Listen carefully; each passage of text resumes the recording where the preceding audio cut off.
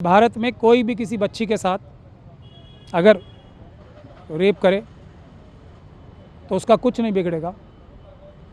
अपने रेप की कंप्लेंट ना करे वो बच्ची और उसकी फैमिली तो उसका गैंग रेप करवाए और उसका कुछ नहीं बिगड़ेगा।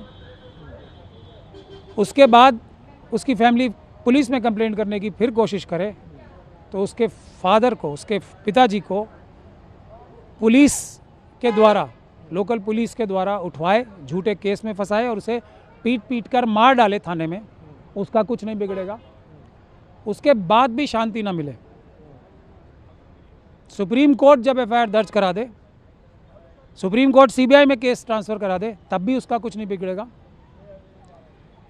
उसके बाद भी वो उसकी फैमिली को, उसको और उसके लॉयर को मरवाने के लिए उसके ऊपर ट्रक चढ़वा दे, उसकी गाड़ी के ऊपर, तब भी उसका कुछ नहीं बिगड़ेगा। उसके बाद भी वो उस लड़की को डराता धमकाता रहे, उसकी फैमिली को डराता धमकाता रहे, बावजूद इसके कि सुप्रीम कोर्ट ने उसे, सुप्रीम कोर्ट ने सुरक्षा प्रदान की है, तो उसका कुछ नहीं बिगड़ेगा। क्योंकि सरकारें खुद एप्लीकेशन मूव करेंगी कि सिक्योरिटी विड्रॉ कर लो, तो उसका कुछ नहीं बिगड़ेगा। तो कोई भी बच्चा, कोई भी गर्ल चाइल्ड इस देश में अब सुरक्षित नहीं है, क्योंकि ये इसके बावजूद भी इस ग्राउंड पे, क्योंकि इसकी अपील सुनने में देर होगी, क्योंकि हाई कोर्ट के ऊपर काम ज़्यादा है, अपील सुनने में देर होगी, तो एक ऐसे व्यक्ति को सस्पेंशन ऑफ सेंटेंस यानी कि उसको छोड़ इसलिए दिया जाना चाहिए क्योंकि कोई खतरा नहीं है ऐसे व्यक्ति से, कोई खतरा नहीं है।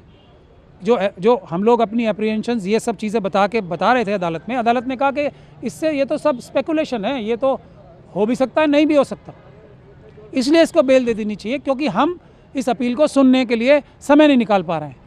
ये भी बात हमारी नहीं मानी, और इसमें मैं अपना फेलियर मान रहा हूँ सबसे ज़्यादा, कि जितना टाइम इस बेल को सुनने में या सस्पेंशन ऑफ सेंटेंस को सुनने में लगाया, उससे कम टाइम अपील सुनने में लगेगा।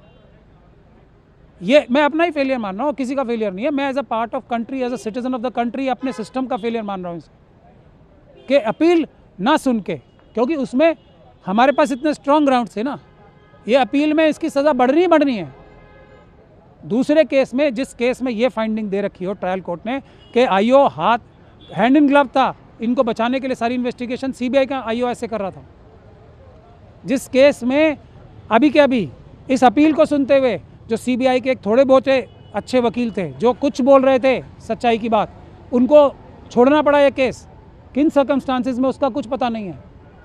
इस अपील की बात कर रहा हूँ जिसके में अभी ये बाहर छोड़े जाने का ऑर्डर हुआ है। तो ऐसा ऑर्डर के बारे में मैं किताबें लिख सकता हूँ कि ये ऑर्डर भारत के संविधान के, भारत के कानून के खिलाफ, और भारत की जो बच्चियाँ हैं उनको सबसे बड़ा खतरा पैदा करने वाली ये जजमेंट है। इसके ऊपर मैं किताबें लिख सकता हूँ। तो सर, फैसले को चुनौती देने की तैयारी कर रहे हैं, कब तक? बिल्कुल। इसमें एक और इंटरेस्टिंग बात भी है, हमारी किस्मत ख़राब है, यही कह सकते हैं, पूरे देश की किस्मत ख़राब है कि 3 महीने से जजमेंट सुरक्षित थी, लेकिन जजमेंट आई सिर्फ सुप्रीम कोर्ट बंद होने से 2 दिन पहले। कितना हमारी बैड लक है, कितना हमारा दुर्भाग्य है, मगर है तो है। तो अब इतना टाइम तो मिल ही जाएगा। जेल की अथॉरिटीज़ तो तत्पर बैठी होंगी उसको छोड़ने के लिए। वो तो झूठे मेडिकल डॉक्यूमेंट्स बनाने के लिए हाई कोर्ट ने, इसी हाई कोर्ट ने फाइंडिंग्स दी हैं कि झूठे डॉक्यूमेंट्स बनवाते हैं, ये अपनी मेडिकल रिपोर्ट झूठी बनवाते हैं, इसी जेल से, तिहाड़ जेल से। विशाल दुबे अपने दुश्मनों के बीच में ऐसा रहता है जैसे 32 दांतों के बीच में जी, जो मिलेगा सबसे पर दबेगा किसी से नहीं।